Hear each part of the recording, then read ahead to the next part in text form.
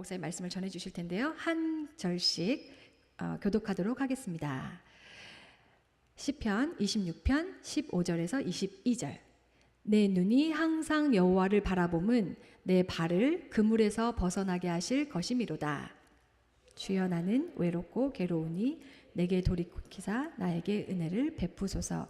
내 마음에 근심이 많사오니 나를 고난에서 끌어내소서. 나의 곤고와 환난을 보시고 내 모든 죄를 사하소서. 내 원수를 보소서. 그들의 수가 많고 나를 심히 미워하나이다. 내 영혼이 지켜 나를 구원하소서. 내가 주께 피하오니 수치를 당하지 않게 하소서. 내가 주를 바라오니 성실과 정직으로 나를 보호하소서. 다 함께 읽겠습니다. 하나님이여, 이스라엘을 그 모든 환난에서 속량하소서. 아멘. 앉으시고요. 오늘은 슬픔과 함께 온 하나님의 선물이라는 제목으로 목사님 나오셔서 말씀 전해 주실 때 큰 은혜 받으세요. 큰 박수로 힘을 주세요. 목사님 오늘 컨디션이 별로 안 좋으시대요. 더 큰 박수요. 환영합니다. 우후.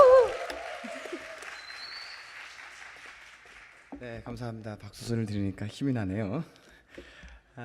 오늘은 그 슬픔과 함께 온 하나님의 선물이라는 말씀의 제목으로 같이 은혜를 나누도록 하겠습니다. 이 설교 제목은요, 그 하재성 교수님의 책을 그대로 제가 따온 제목입니다. 여러분, 그 고난은 위장된 축복이라고 이렇게 많이들 들어왔잖아요. 그런데 실제로 그 고난의 골짜기를 걸어온 사람들에게 고난은 위장된 축복이야라는 말을 들으면 이 말이 별로 위로가 잘 되지 않습니다. 제가 남성으로서 여성을 위로하는 말을 하잖아요. 절대로 여성들에게 위로가 잘 되지 않을 것 같아요. 제가 아이를 낳아본 것도 아니고요. 그렇다고 하이힐을 신어본 것도 아니고 얼굴에 이렇게 눈썹 문신이라고 하죠. 그거 해본 것도 아니고 아이를 길러본 것도 아니고 어떻게 감히 남자로서 여성의 육아와 여성으로서 살아가야 하고 또 포기해야 되는 그 고통을 모두 다 이해할 수 있을까요? 육아의 고통을 겪어보지 않은 남자들이 어떻게 여성을 위로할 수 있을까요? 그래서 그 고난과 고통 그리고 사건과 사고는 늘 예고 없이 찾아오는 것이죠. 고난이 왔는데 드디어 내가 기다리던 그 손님이 왔군요. 막 기쁨의 함성을 지르고 막 그 고난을 끌어안고 너무나 좋아하시는 분이 있을까요? 그런 분은 없을 거라고 생각합니다. 너 왜 이렇게 행복해 보여? 고난이 찾아왔거든. 사업이 망했어. 나 이혼했어. 이런 정신 나간 사람도 아마 없을 것입니다. 어떻게 해서도 우리는 그 고난을 피하려고 하죠. 하지만 어찌 우리의 인생이 꽃길만 있을 수 있겠습니까? 물론 꽃길만 걸어온 인생도 있겠지만 우리 여성들의 삶을 이렇게 자세히 들여다보면 결코 꽃길만 있는 것은 절대 아닌 것을 보게 됩니다. 어느 해 그 타임지에서 이런 질문이 있었다고 합니다. 인생에서 가장 큰 기쁨을 주는 것이 무엇이냐라고 여성들에게 물었답니다. 제일 높은 비율의 대답을 한 것이 이것이었어요. 아이들. 그래서 다시 이렇게 물었다고 합니다. 무엇을 하고 있을 때 행복하냐고 물었더니 놀랍게도 육아를 담당하고 있는 여성들 중 행복하다고 대답한 사람은 거의 없었다고 합니다. 이런 모순이 있을까요?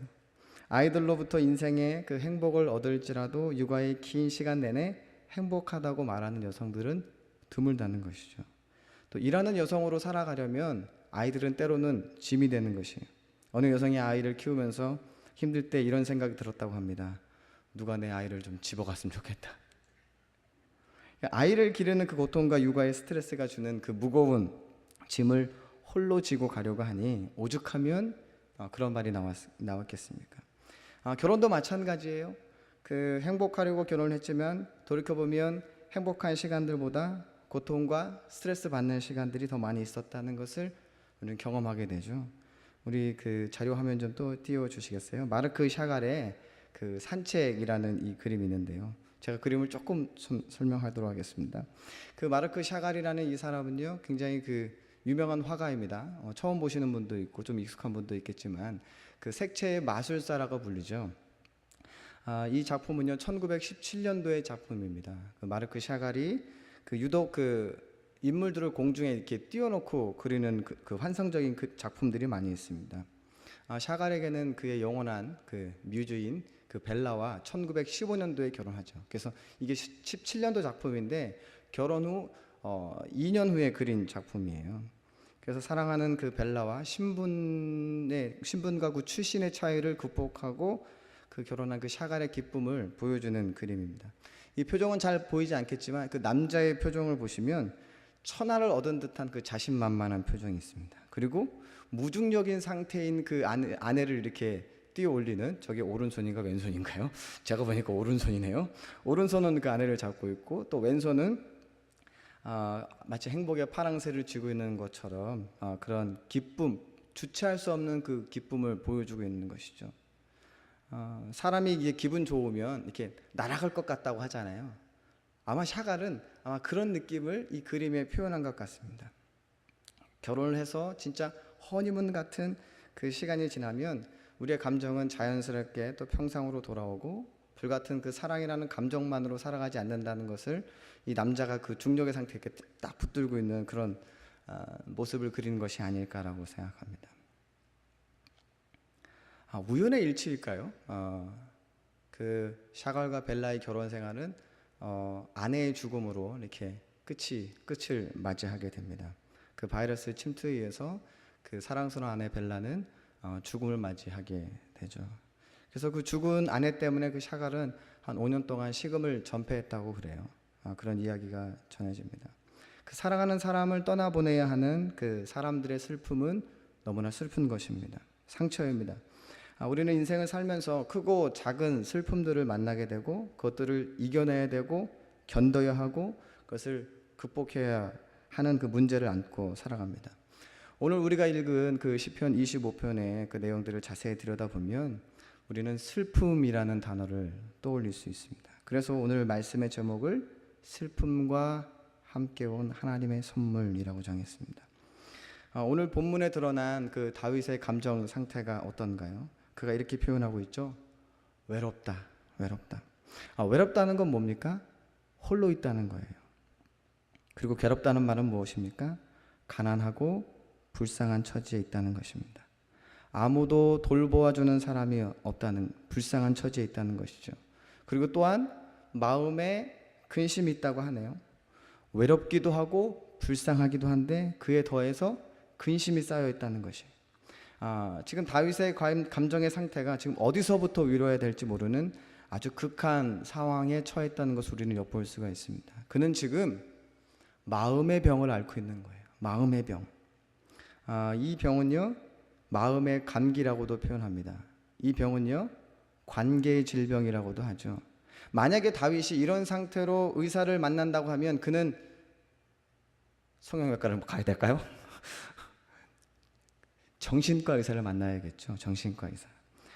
그리고 정신과 의사가 다윗을 만나서 다윗의 병명이 무엇인지 진단을 내렸다면 이 병명은 바로 우울증입니다. 우울증. 몇 해 전에 2014년도인가요? 그 로빈 윌리엄스가 죽었습니다. 그가 죽은 이유는 자살이었죠.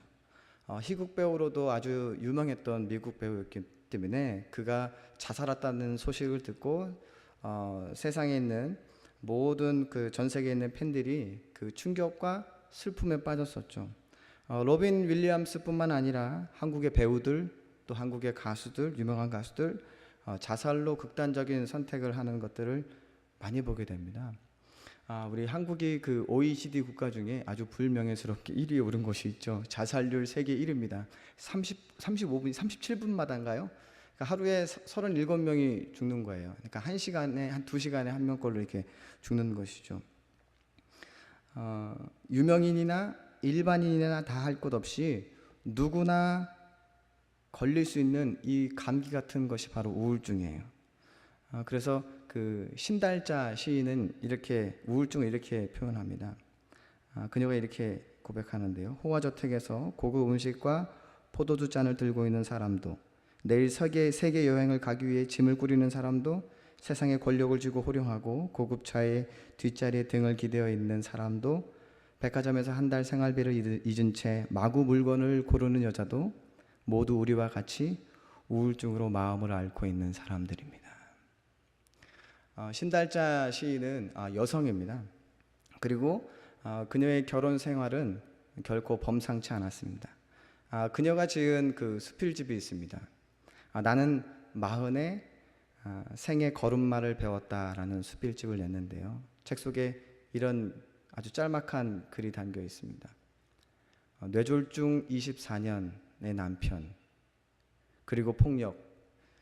나는 아프지 않았지만 죽었고 그는 아팠지만 살아 있었다.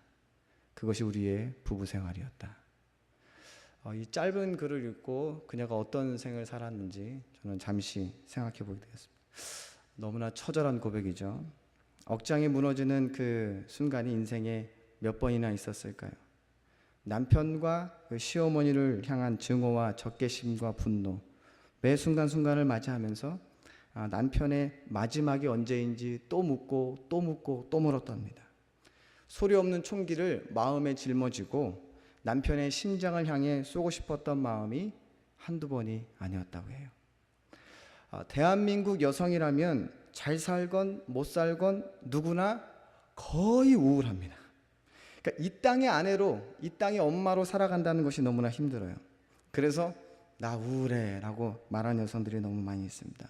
겉으로 보면 화려한 옷에 명품 가방을 들고 다니면서 남부러울 것 없이 사는 여성들도 속 깊은 이야기를 들어보면 여전히 나는 우울합니다 라는 고백 아닌 고백을 하게 되는 것이죠. 이렇게 사느니 차라리 죽는 게 낫다라고 말하는 사람들도 적지 않습니다. 그러니까 우리 마음이 나도 잘 모르는 것이, 내가 왜 마음이 아픈지, 내가 왜 슬픈지, 내가 왜 눈물이 나는지, 힘든지, 가슴 답답하고 하루 종일 눈물만 나도 이게 잘 모른다는 것입니다. 아무리 생각해봐도 이 우울의 원인이 무엇인지 모르겠는데 그냥 괴로운 것입니다. 더 혼란스러워지는 것이죠. 특별히 내가 나쁜 짓을 한 것도 아닌데 왜 나에게 이런 슬픔이 찾아왔는가? 그러니까 언어도 통하지 않는 이 미국 땅에서 남편 뒷바라지하고 이렇게 나름대로 남편 성공을 시켰고 아이들도 열심히 키웠고 남들이 조금 부러워할 만한 경제적인 풍요도 누렸는데 왜 나는 여전히 우울한가? 여러분, 우리가 우리 아픔마저 이해하지 못하고 또 남들이 그것을 이해하지 못할 때 우리는 우울해집니다. 그러니까 우울한 아내를 위로한다고 하면서 남편이 이렇게 얘기합니다. 여보, 뭘 그런 걸 가지고 우울해. 우울증? 그거 한가해서 걸리는 병이야. 한가해서. 나처럼 바쁘게 돈 벌러 다니러 봐봐. 뭐가 그 우울해질 시간이 어디 있어. 이렇게 정신 나간 우리 남편들이 그런 얘기를 하죠. 당신 뭐가 아쉬워서 우울한 거야? 당신처럼 편한 사람이 어디 있어? 이런 말을 들으면 우리 여성들은 마음에 이런 생각이 들죠. 이놈하고는 안 되겠구나. 다른 오빠가 필요하겠구나. 우리 여성들이 듣고 싶은 말은 이 말이 아니에요. 당신 힘들어 보이네. 이거죠. 나 힘들다고 할 때 힘들어 보이네. 이런 공감의 언어죠. 정말 아내가 용기를 내서 여보 나 힘들어 이러고 있는데 남편이 힘들어? 힘든데 왜 살이 찌냐고. 힘들면 살이 빠져야 되는 거 아니야? 그러면서 막 뛰어 막 이런 사람들도 있어요. 이러면 이제 우리 아내들은 이제 이혼을 결심하게 되죠. 이런 인간하고 사느니 차라리 죽는 게 낫지. 더 우울해집니다. 아니 내가 우울증을 치료해달라고 그랬나, 치료비를 달라고 그랬나, 명품백을 사달라고 했나, 그렇다고 돈을 더 많이 벌어달라고 했나. 이 남편이 정말 센스가 없어요. 센스가. 따뜻한 말, 위로하는 말, 섬세하면서도 조금 더 품격 있는 그 언어로, 그 생명의 언어로 아내를 만져주면 좋겠는데 그런 것을 잘 못합니다.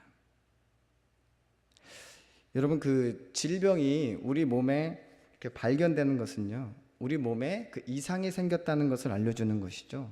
그러니까 잘못된 식습관이나 잘못된 어떤 생활 패턴으로 인해서 우리의 몸이 망가진 것입니다. 병이라는 것은 이런 것이에요. 너 이렇게 살면 안 돼.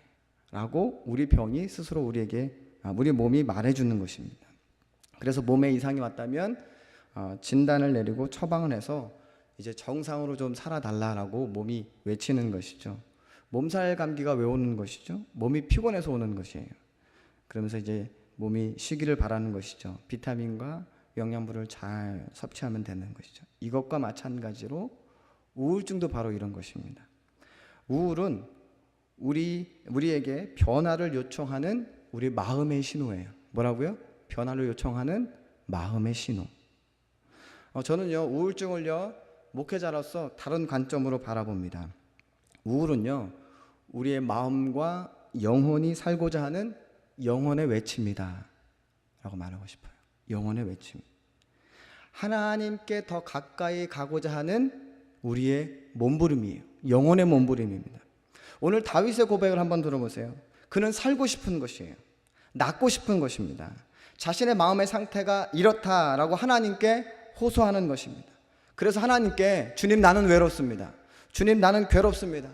내 마음에 근심이 많습니다. 나를 고난에서 끌어주십시오. 나를 수렁에서 건져주십시오. 내 곤고와 환난을 하나님 보십시오. 하나님께 몸부림치면서 살려달라고 애원하는 것이에요. 다윗은 아주 마음에 심각한 우울증이 걸린 것으로 저는 보고 있습니다. 우리는 이런 질문을 해볼 수가 있어요.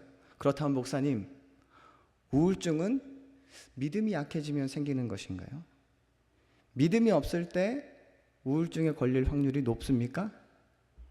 저는 아니라고 대답하고 싶습니다. 그렇지 않습니다. 우리가 잘 아는 나이팅게일, 러시아의 전 대통령 보리스 옐친, 그 다음에 찰스 다킨스, 그 다음에 너무나 유명한 철학자죠, 키어케고르, 그 다음에 아브라함 링컨, 성경의 엘리야, 그리고 찰스 스폴전, 마틴 루터. 여러분 다 잘 아시죠? 이 사람들의 공통점이 무엇인지 아십니까? 다 우울증 환자였습니다. 링컨 대통령은요, 그의 친구들이 링컨이 자살을 할까 염려해서 경계하고 있을 정도로 아주 심각했다고 하죠. 그래서 링컨의 우울증이라는 책도 나왔습니다. 여러분 내 주는 강한 성이요, 이 찬양 아시죠? 이 찬송가를 작사했던 종교개혁자 마틴 루터도 우울증으로 씨름했던 사람입니다. 1527년에 그의 일기에서 그는 자신에 대한 그 우울증에 대해서 이렇게 이야기합니다. 이렇게 고백합니다. 일주일 이상은 죽음과 문턱에 서 있는 것 같다. 사지가 떨리는 진통으로 죽을 것 같다 라고 묘사하고 있을 정도로 그는 그 우울증과 조울증, 그 양극성 장애를 알고 있었던 사람이에요. 그럼에도 불구하고 이때마다 그 마틴 루터는 하나님께 무릎 꿇었다고 하죠. 자, 그러면 목회자들에게는 우울증이 없을까요? 목회자들도 있습니다. 단기 우울증이라고 하죠. 단기 우울증. 그러니까 목회자는요, 성도들에게 항상 친절해야 돼요. 친절해야 돼요. 그러니까 친절에 대한 강박관념이 있습니다. 성도들을 볼 때 항상 이렇게 저처럼 치아를 8개 이상 드러나고 웃어야 돼요. 이렇게 웃어야 돼요. 그러면서 이제 교회에서는 웃고 집에 가서는 무뚝뚝해져요. 집에서는. 목회자라고 해서 어찌 항상 웃어야만 됩니까? 그럼에도 불구하고 기분이 안 좋아도 웃어야 돼요. 제가 이렇게 웃는 게 아닙니다. 제가 웃는 게 아니에요 지금. 저도 울고 싶을 때가 있습니다. 목회자들은요, 그 월요 단기 우울증이라고 해서요, 특히 월요일에 심각해집니다. 월요일에 주일날 설교를 죽 썼다고 생각했을 때, 성도들이 표정이 별로 좋지 않았을 때, 그 매주 그 강단에 서야 되는 그 강박관념과 싸워야 하고, 마치 그 엘리야 증후군처럼 위대한 사역을 마치고 나서 찾아오는 그 허무함이 올 때가 있습니다. 그래서 여러분, 담임 목사님과 아주 심각한 상담을 할 때는 월요일은 피해 주세요. 월요일은 피해 주시기 바랍니다.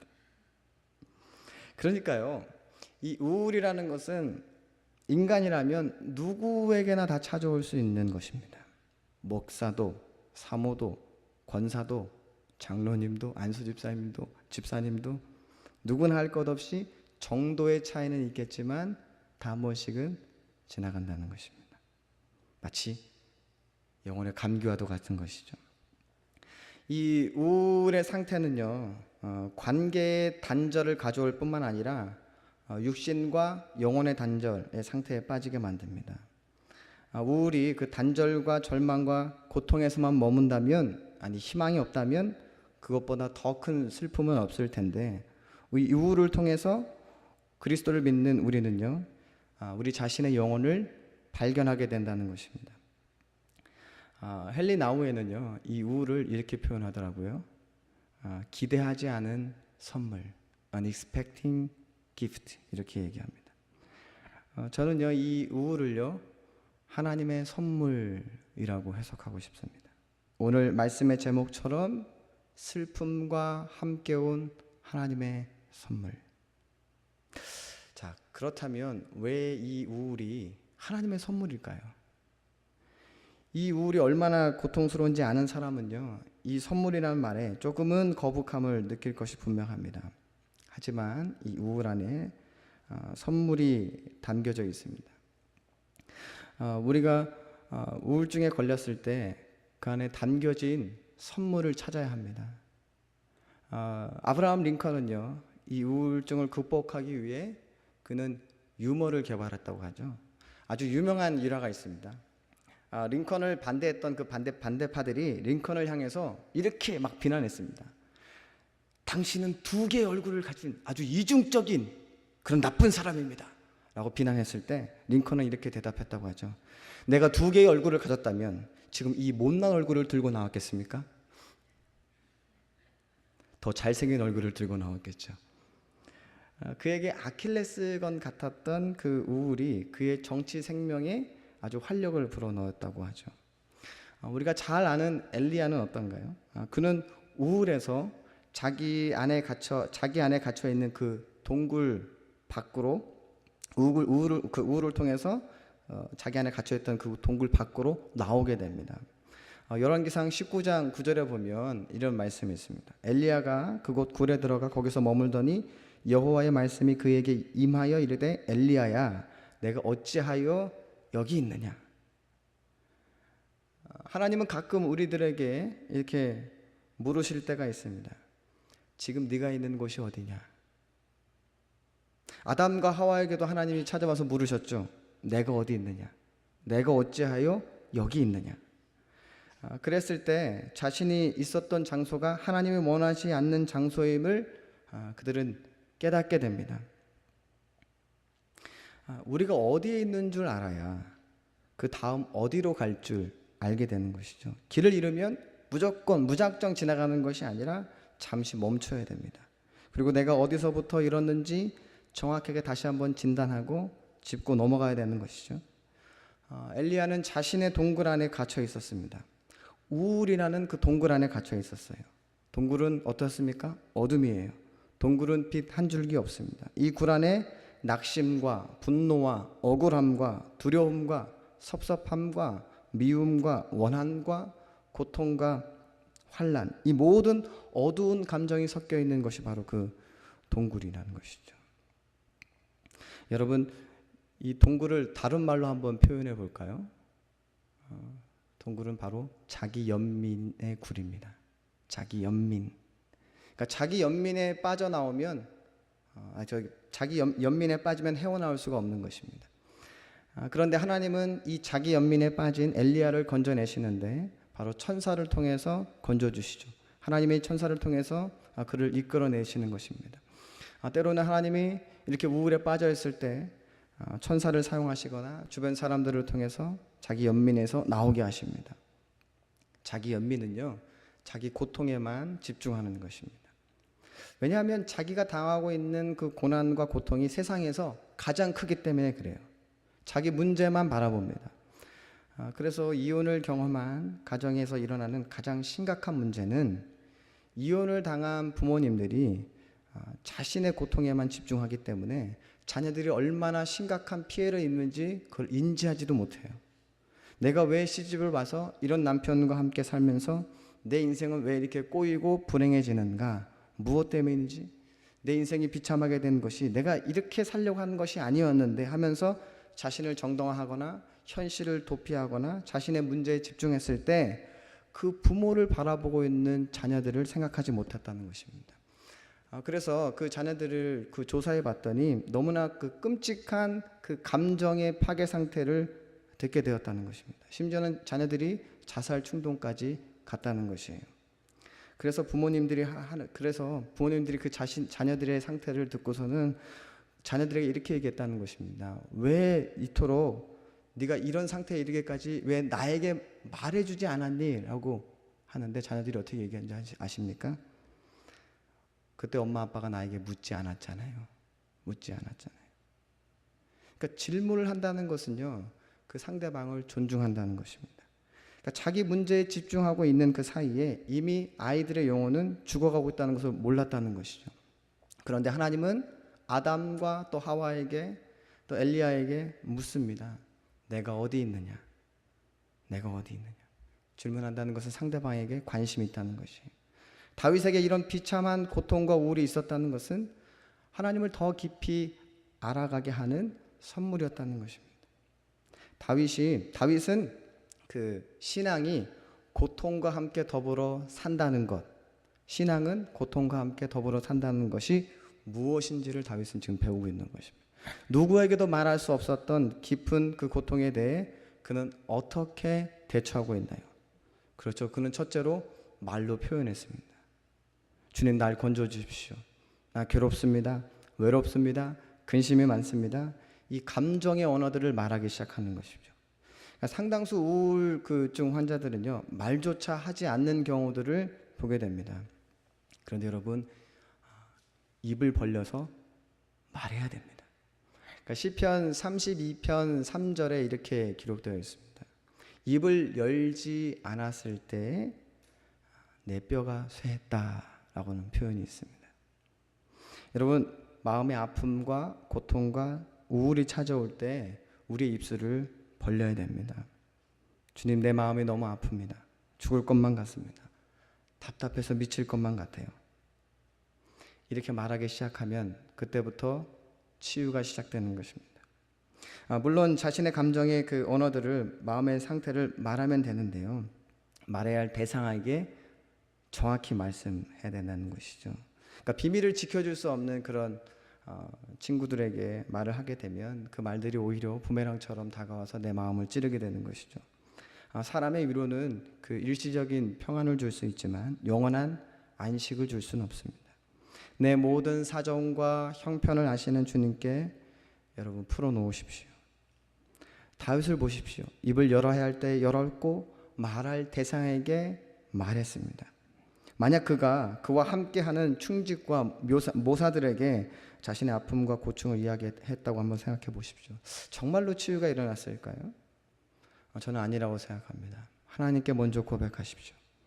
하나님께 고백하는 것이 바로 기도잖아요. 그리고 몸부림치십시오. 그런 다음에 여러분과 가장 가까운 사람들에게 말씀하십시오. 여러분에게 있어서 하나님 다음으로 가장 가까운 사람이 누구입니까? 자녀들입니까? 물론 그럴 수 있죠. 사랑하는 남편입니다. 가장 가까운 사람에게 여러분의 아픈 감정을 쏟아놔야 됩니다. 결혼 전에 부푼 꿈이 있었죠. 천국을 만들어 가야지. 천국을. 하지만 천국은커녕 결혼 생활에 우리 상당히 많은 부분에서 지옥을 경험하게 됩니다. 그러니까 결혼은요, 천국과 지옥이 공존합니다. 천국인 줄 알았다가 들어가 보니까 천국이 아니었네? 때로는 지옥을 경험하게 되죠. 이전에 발견하지 못했던, 어서 많이 들었던 찬양 가사인 것 같은데요, 이전에 발견하지 못했던 그 남편들의 단점이 살면 살수록 보이기 시작하는 거예요. 맨 처음에 이 남자가 굉장히 신념 있는 것 같아서 결혼했는데 알고 보니까 고집이야. 이게 막 보이기 시작하는 거예요. 이런 고집도 그냥 똥고집이 없어요. 그냥. 그러면서 막 남편을 비난하기 시작하는 것이죠. 내가 당신이 이런 사람인 줄 몰랐다고. 이런 사람이. 여러분, 남편을 비난하지 마십시오. 그놈은 원래 그런 놈이었습니다. 여러분, 왜 그런 걸 못 보고 결혼했어요? 왜 그런 걸 못 보고 결혼했어요? 이건 내 책임이에요. 내 책임. 누구 탓도 하지 마십시오. 이제 나이가 들어서 외모도 건강도 평준화가 되고 더 이상 희망이 없을 때 우리는 그 속에서 이루어지는 그 성숙의 과정을 통해서 우리는 아름다움을 발견해 가야 됩니다. 저는 희망이 있다고 생각합니다. 우리 인생과 결혼 생활이 날마다 우울한 것만은 아니에요. 세상 사람들처럼, 세상의 기준처럼 나의 욕망과 내 기대만 가지고 여전히 남편을 판단하고 있다면 그것 또한 우울을 부추기는 우리의 잘못된 기대입니다. 결혼은요, 상대에게 어떤 의무를 주는 것이 아니라 상대에게 의미를 주는 것입니다. 의미를 주는 것은 보람 있는 것이에요. 점점 무뚝뚝해지는 그 남편도 아마 드러나지 않았지만 그도 우울증을 경험하고 있는지도 모르겠습니다. 사실 부부 상담을 하기 전에 하나님 앞에 나와서 두 부부가 하나님께 나와서 눈물 콧물 다 쏟아내고 마음의 응어리를 주님께 외치고 그렇게 기도했다면 어느 정도 이렇게 해결되는 것을 저는 보게 됩니다. 말을 하지 못하면 화병이 생겨요. 화병. 그러니까 가정에서 그 결정권이 별로 없는 아내들은 그 화병에 걸릴 확률이 높습니다. 화병의 가장 큰 원인, 첫째 남편, 둘째 시댁. 이게 큰 문제예요. 그러니까 평생 성경 한 구절도 외우지 못하면서 시어머니가 자신에게 한 그 상처 한마디, 이건 평생 다 그냥 다 외워 그냥. 여러분 이런 건 그냥 잊으셔도 돼요. 제발 잊으세요. 그런 것이 더 우리를 우울하게 만듭니다. 그러니까 사람이 기질적으로 우울한 사람이 있고 또 환경 때문에 우울한 사람이 있고 상처 때문에 우울한 경우가 있고요. 또 죄 때문에 우울한 경우가 있습니다. 여러분 기억하십시오. 우리의 의지대로 절대 이 우울을 넘어설 수 없습니다. 우리는요, 우리 자신을 믿지 못하고 우리 자신을 통제할 수 없습니다. 우리의 의지만으로 절대 이 고통과 슬픔을 이길 수가 없습니다. 하나님이 도우셔야 합니다. 그래서 오늘 본문 15절을 이렇게 말씀하시죠. 내 눈이 항상 여호와를 바라보면 내 발을 그물에서 벗어나게 하실 것이미로다. 다시 한번 말씀 띄워주시겠어요? 15절. 내 눈이 항상 여호와를 바라보면 내 발을 그물에서 벗어나게 하실 것이미로다. 아멘. 다윗은요, 우울할 수밖에 없는 상황과 환경과 그 처지에 놓였습니다. 자신의 죄 때문에 우울했습니다. 그럼에도 불구하고 그는 여호와를 바라보았고 하나님이 그 어둠에서 벗어나게 하실 것을 기대했고 몸부림쳤고 기도했습니다. 주님은 반드시 우리의 아픔과 상처와 우울함을 벗겨주시고 기쁨의 옷을 주십니다. 의로 띠뜨게 하셔서 우리의 발을 사슴과 같게 하셔서 예 높은 곳에서 우리를 뛰게 하십니다. 억압과 그 분노의 형틀에서 우리를 벗어나게 하시고 죄와 사슬을 끊어주시는 분이 바로 우리의 하나님이세요. 그래서 예수 믿는 사람들은요, 절대로 그 우울의 굴레 안에서 갇혀있지 않습니다. 영원히 머물지만 않아요. 예수 믿는 사람은 행복한 것입니다. 여러분 이 찬양 아십니까? 오 우리 영혼이 벗어났도다 사냥꾼의 올무에서 새같이. 오 우리 영혼이 벗어났도다 사냥꾼의 올무에서 새같이. 오 올무가 끊어졌네 해방되었네 우리 도움은 자살 까먹었네요. 이거 중요한 타이밍인데. 자, 예수 믿는 사람들은요 절대로 그 올무 안에 갇히지 않습니다. 그 우울의 동굴에서 영원히 갇혀있지는 않아요. 하나님께서 우리를 그 우울의 감옥에서 건져내시고 해방시켜 주시고 그 올무를 벗겨주십니다. 관계의 그물이 끊어졌다 할지라도, 부부와의 사이가 끊어졌다 할지라도, 깨졌다 할지라도 그것을 이어주시고 다시 새롭게 하십니다. 하나님께서 회복시키시고 치유하십니다. 여러분 치유받은 자의 얼굴 한번 상상해 보십시오. 치료받은 자의 그 기쁨 한번 상상해 보십시오. 그 환한 얼굴과 미소가 바로 하나님의 선물입니다. 희락과 화평과 기쁨이 바로 하나님의 축복이에요. 사탄은 우리가 기뻐하는 거 싫어합니다. 우리가 기뻐하고 웃으면 배 아파해요. 우리가 망하는 거 좋아합니다. 우리가 기뻐하면 사단은 배 아파 죽는다고 하네요. 그러니까 사단을 죽이는 일은요, 우리가 기뻐하면 돼요. 왜냐하면 하나님 우리의 기쁨의 근원이시기 때문에. 예수 믿으면 행복하고 명랑하고 춤을 추게 됩니다. 하나님은 우리가 숨만 쉬고 있어도 기뻐하신대요. 우리가 그리스도 안에서 웃고 기뻐할 수 있는 것은 하나님의 선물이 아닐까요? 우리 다 같이 기도하시겠습니다. 하나님, 슬픔과 함께 찾아온 그 하나님의 선물, 우리 시편 말씀, 다윗의 고백, 하나님 우리가 듣고 또 고백하며 기도합니다. 때로는 말할 수 없는 우리 인생의 아픔과 시련과 신음과 눈물, 하루하루를 살아감에 있어 견뎌야 되고 고통스럽고 떠나고 싶고 이 어둠의 동굴에서 벗어나고 싶지만 여전히 내 마음의 우울함 때문에 벗어나지 못했던 우리의 연약함이 있었다면 하나님, 오늘 주 앞에 몸부림치며 고백하게 하여 주시옵소서. 하나님, 이전의 눈물을 닦아주시고 아픔과 그 슬픔의 눈물을 거두어 주셔서 기쁨과 소망과 감사의 눈물 되게 하여 주시옵소서. 오직 주님만이 내 마음의 우울함을 해결해 주실 분은 주님 한 분임을 고백하며 나아갑니다.